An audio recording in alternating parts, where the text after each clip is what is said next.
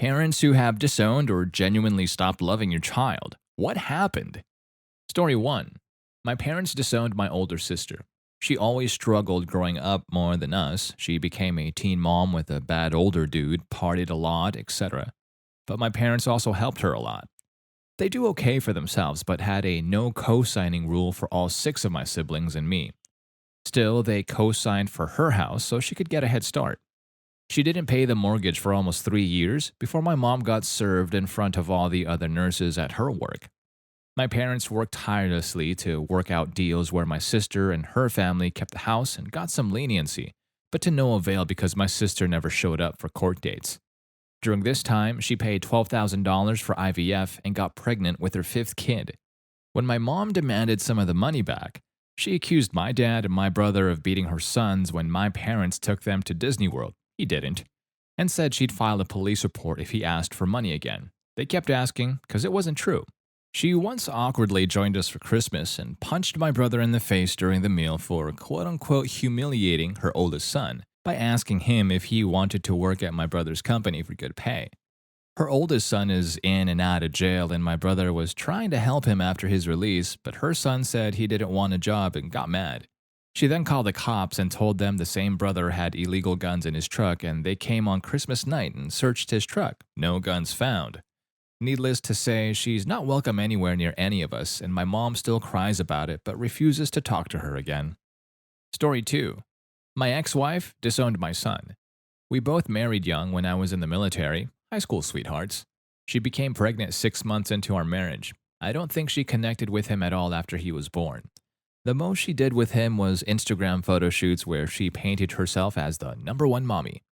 When he turned 3, I left the military. A year after that, she ran for the hills. I remember it like it was yesterday. I sat down with her at a local restaurant to talk about divorce plans. We split all of our financials and material items down the middle. We finally got to the custody of my kiddo, something I dreaded to discuss because fathers never gained custody in my area. And she tells me, I want absolutely no responsibility. I was taken aback and I asked if she was sure. She was. That one sentence hurt me more than anything else that happens during that time. My biological father wanted nothing to do with me, and now I was seeing it happen with my own child, but with his mother.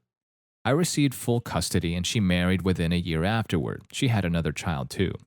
Her parents try their best to be a part of his life, but she still does her best to avoid him. He's 7 now, used to it, but I know it weighs heavily on him. Sucks, but it's life, I guess. Story 3. Not my kid, but my sister I raised for several years. I was a senior in high school when my parents had my sister, completely unexpected. They were 58 and 55. I never really got to know her much as I went away to college when she was 5 months old and was in the Air Force by the time she was 1.5 years old. I saw her twice on leave and got pics, but the way life was working out, we never really got time together. Fast forward, our dad dies when she's 2 and my stepmother is raising her. She was a terrible parent, like the kind that saw one of her kids run away at 16 to halfway across the country, another run away at 15 and get married, and one that is just a loon who spent his life bouncing around whatever hot MLL program was out there as a career. She also convinced my dad to send me to a prayer group away from the gay camp in Tennessee when I was 15. So when my sister was 11 and begging for help, I took leave and went to her. Surprisingly, my step-monster was happy to get attorneys to draw up the paperwork for me to become my sister's guardian and even pay for it. So I'm raising my sister and things are okay until she's about 14. Then I caught her doing these videos online talking dirty, trying to get guys to jerk off. So that was a mess of trying to get those down and suing the people that hired her to do them. Ran away for a week, hiding out at a friend's house, and found her when she was caught shoplifting, a B&E break-in and entering charge at 14, trying to steal the phone of a boy she was dating to see if he was talking to other girls. It happened on base, and I managed to talk it out of being a bigger thing. A second B&E charge with friends breaking into the NCO club to try to steal a beer. I was told I had to leave base housing at that point. My security clearance was suspended to make sure she wasn't putting me in a position I could be compromised. Still, 14, arrested with a stolen military ID trying to get into a bar. 15, escapes rehab. 15, escapes rehab again. 16, things seem good and she's taking school seriously. At 18, she was accepted to RISD, graduated with honors, and had an actual decent paying job with a web company with benefits and everything. Started getting stoned a lot and lost her job. Sold her car to pay bills, lost her apartment, and still hadn't bothered looking for work. Got her trust fund at 24 and blew over $400,000 in 2 years and nothing to show for it. Had multiple cases against her for drugs, was restricted to the state, but decided to go follow fish around anyway and sell Molly. She got picked up for hooking and possession out of state and was returned to Rhode Island where she was detained and somehow released pending trial yet again. While awaiting trial, she was caught holding enough packaged for sale heroin to qualify as a distribution charge. By then, I hadn't heard from her for almost 7 years and only managed to keep up with her reading the police blotter or from the occasional attorney that she had to contact me to verify I would pick up her legal tab. I wouldn't. Against any logic, she was out of prison in under 3 years. I heard she dimed a bunch of people out to make it happen. She showed up at my house asking for a place to stay. I said I couldn't have her in my house, but I'd get her a place for the night and then help her locate a place of her own. That night, she broke into my house, nearly got shot by me while doing it, and tried to spin some story that she was looking for something she dropped in my house earlier that day, despite never actually entering my house. I told her she had to go. She threatened she would call DCFS and tell them I was abusing my kids if I didn't go with her to an ATM and give her all the money I could withdraw. Told her to get the fuck out before I exercised the castle defense law and dropped her. Took out a restraining order the next day, and in doing so, found she once again left the state when she wasn't supposed to have and violated her parole, so back to the clink. Since then, she's been dead to me. Story 4. I wouldn't say I've disowned or stopped loving my son, but it's really tough to find love for him. He's almost 14 next month, and he's currently out of our home at a treatment facility. He's averaged about 2 arrests a year for the last 2 years, and he's attacked my wife several times, our daughters several times, and the neighborhood kids several times. He's run away from school, runs away from home, and tried to push me off the roof of our house after threatening to jump off and hurt himself. We have become that family in our town where the police are called to our home on a semi-regular basis. He's been getting more violent as he gets older, not to mention bigger and stronger, and I honestly don't see an end in sight. The key fact I'm leaving out is that he's been diagnosed as high-functioning autistic and is also bipolar. That's like putting walls around a tornado and expecting it to stay inside the walls. A lot of what has occurred he had little control of because of the way his mind is, where he's constantly at war with himself, structure versus chaos, and my wife and I have tried desperately to give him the best life we can while keeping ourselves and our daughters safe, but I'm tired.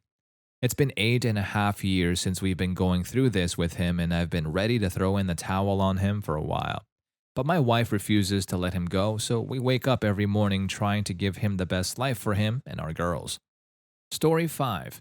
I'm not a parent, and I've never disowned a child. My parents disowned my oldest sister. I'm the youngest of 3 girls. My older sister had a horrible relationship with my father and blames me for getting in the way of their relationship. She had her first baby to spite him when she was 16 years old. My father refused to give her money because she met a deadbeat child predator and got pregnant again, then again, and again. She constantly put herself and deadbeat before kids. Dad would send money to girls for Christmas and birthdays and never heard a thing, so he finally gave up. She's 30, has 6 daughters, and lives in a mobile home in North Carolina. We hadn't seen or heard from my sister until January of this year. My oldest niece contacted me asking to come to Florida, where I live, for the summer to get her and her sisters out of the trailer. I agree, contact sister, and she agrees. I set up plane tickets and organized the rooms they'll stay in. When they got here, they were completely disheveled. Their clothes were visibly dirty, smelled foul, and so covered in lice that my white towels stained gray from removing them. My niece informed me that they had been without water and electricity for 6 months. They live in a 2-bedroom mobile home. There are holes in the roof, bugs, and rats everywhere. As a family, we decide the girls aren't going back to North Carolina. We tell my sister to come to my parents' house in Florida to get her life together and get back on her feet. She refused because deadbeat is not invited. Ironically, she found out that the deadbeat is cheating on her. She confronts him and he kicks her out of the shithole trailer. Deadbeat says, "I would rather be homeless than live with you." Sister now works for the dollar store and doesn't pull her weight with the kids. At least the girls are safe now. I never really finished my point with the story. My parents had disowned my oldest sister when she moved to North Carolina with a deadbeat for 6 years until my niece reached out to me through Facebook. I had never even met my two youngest nieces until this event. I regret turning my back on my sister. I really hate her and what she put her babies through, but if we stayed in her life for those 6 years, we maybe could have prevented this. Story 6. Not me, but my great grandma. This story is really sad but also interesting, so I thought I'd share it. She was a young Creole teenager. French Creole was her first language, and she was quarter to half black, like me, with tan skin and loose brown curls. She was born in Florida, but when things started getting worse for black people in Florida, her family relocated to Texas. For those who don't know, Creole people tend to play heavily into colorism. Although they are definitely mixed race, they prioritize light skinned people. The looser your curl, the lighter your skin, and the more white you look, the better. Her parents had high expectations for her to marry a wealthy, light skinned man who would take care of her. Instead, she met my great grandfather, a poor, dark skinned man jumping from job to job, working for farmers and trying to make a living. The two of them fell in love, and they were just teenagers. Her parents threatened to disown her if she continued seeing him, and like a rebellious teenager, she refused. They wanted her to do better, she wanted to be in love. They might have broken up eventually if she didn't get pregnant, but she did, and that was the end of it. Her parents basically said, "You've ruined your life," and disowned her right there. The whole family disowned her. No one would speak to her aunts, uncles, cousins, not a single person stood up for her. So she had no choice. The two of them moved to California so he could get a job picking oranges. He built a house, they had their first daughter, she was 16, she never saw her family again. Story 7. My mother was disowned by her parents for interracial relationship. Yes, we are from the South, Arkansas. There are parts of this that are weird too. My mother initially lied to her parents and said she was dating an Arab man. This was fine, but they found out she was lying, leading to her being disowned. I guess in the early 70s, Arabs were okay, but blacks were no-nos. They disowned my mom, but it was fine if we came over. My older sister was close with them, but I and my younger sister always felt weird going over there. They adored my older sister, though, and she stayed over and went on vacation with them, among other things.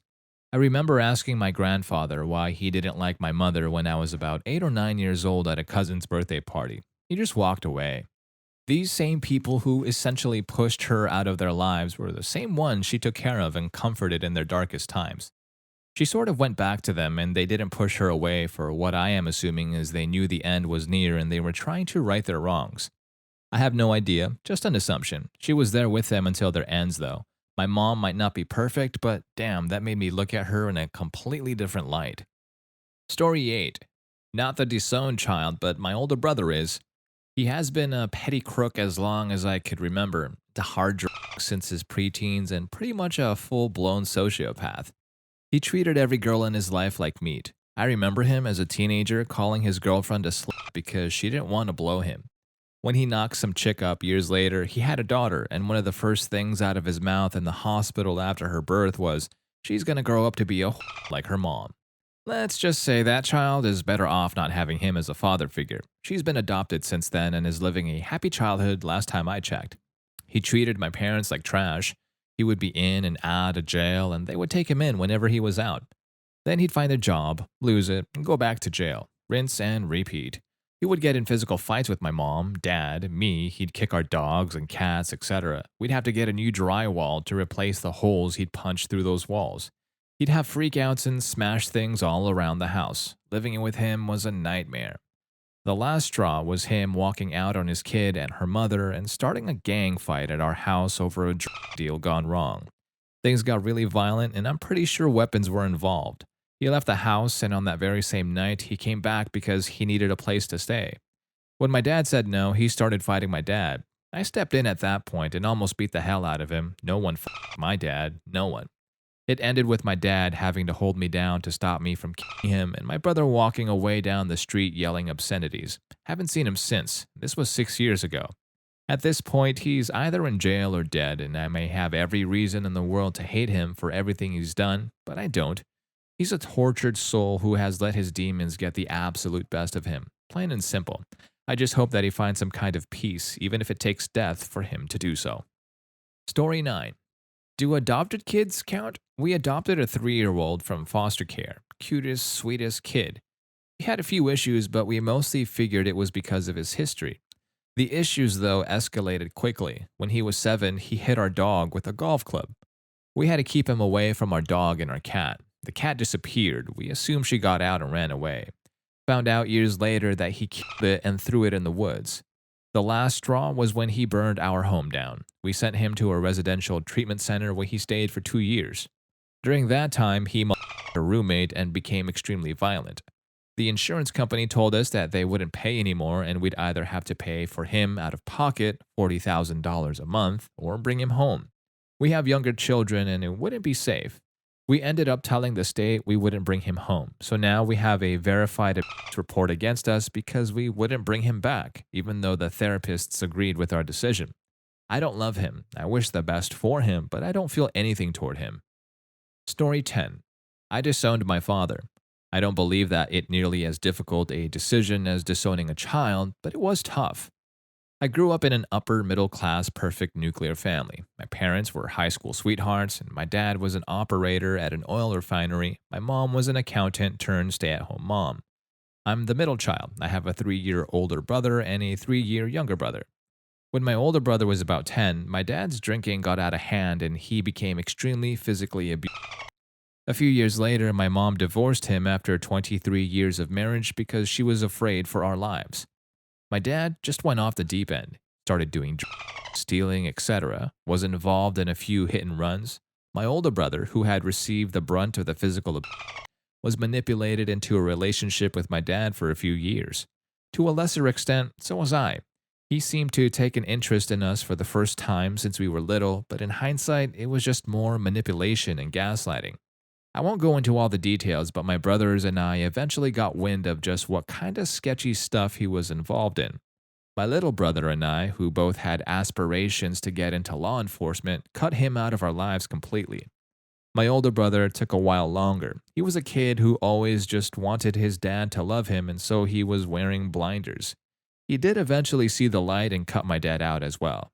A few years ago, my dad was living with his mom. My grandma had been manipulated by him for years, and they had a symbiotic codependent relationship.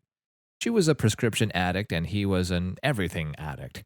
My grandma had a reverse mortgage on her home. She was diagnosed with lung cancer and given 6 months to live and moved into a nursing home. My dad kept squatting at her house despite the bank coming to rightfully claim the home. Cops got involved, and he was arrested. My grandma slipped and fell 2 days after moving to the nursing home. She developed a brain bleed and died a few days later. My dad had a seizure his first night in jail and was brought to the hospital where it was determined he had a burst brain aneurysm. The doctors theorized that the aneurysm was the result of his drug use, and when he was scuffling with the cops during the arrest, his increased blood pressure and/or jarring caused it to burst. He's now in a nursing home and functioning at about a 6-year-old's level. He has some inkling that he's fucked up royally and it is all his fault, but he really doesn't understand the specifics. He can kind of communicate and hold conversations, but they're bizarre and wander all over, and a lot of very strange words make their way in. I visit him a few times per year. I only do it because the person he became with addiction is dead. I believe that karma caught up to him and he's earned his hell. I truly would not shed a tear if he dropped dead tomorrow. He's been dead to me for over a decade. I do have some compassion for a sad, confused 58-year-old man who was alone in a depressing nursing home with no visitors. He knows he has kids and a wife. He doesn't understand why they're divorced. And sometimes he even knows he has grandkids he has never been allowed to meet. So he doesn't understand why nobody visits him. I've started occasional visits, not because I have any interest in having a relationship with him, but because, unfortunately, the doctors saved him when his aneurysm burst, and we're left with a person who is paying for crimes he doesn't know he committed in a world he doesn't understand. He sometimes cries when he asks to see pictures of that little boy, my nephew, his grandson, and I have to explain yet again why he isn't allowed to meet him. He asks me questions about that cop, my little brother, whose name he can't remember. He looks so proud when I tell him that his son is rising through the ranks and just became a K-9 officer. It's like a shard of the dad he was 25 years ago has resurfaced, and everything in between only exists as a convoluted fever dream. It tears my heart open as a human to see his suffering, but in a really twisted, sick way, gives me satisfaction that his actions caught up to him, which makes me hate myself even more than I already did. I doubt anyone has listened to my story. It wasn't supposed to be a novel, but that's how I disowned my dad, then kind of developed a minimal relationship with the ghost of his former humanity that now occupies his body. My heart goes out to people who have had to disown a child. I was extremely fortunate to have an incredible mom and extended family to support my brothers and me, yet I am still damaged from my time with him. Having to choose between compassion and love for a flawed person and your own or your other loved one's physical and mental well being rips something open inside of you and leaves you permanently scarred.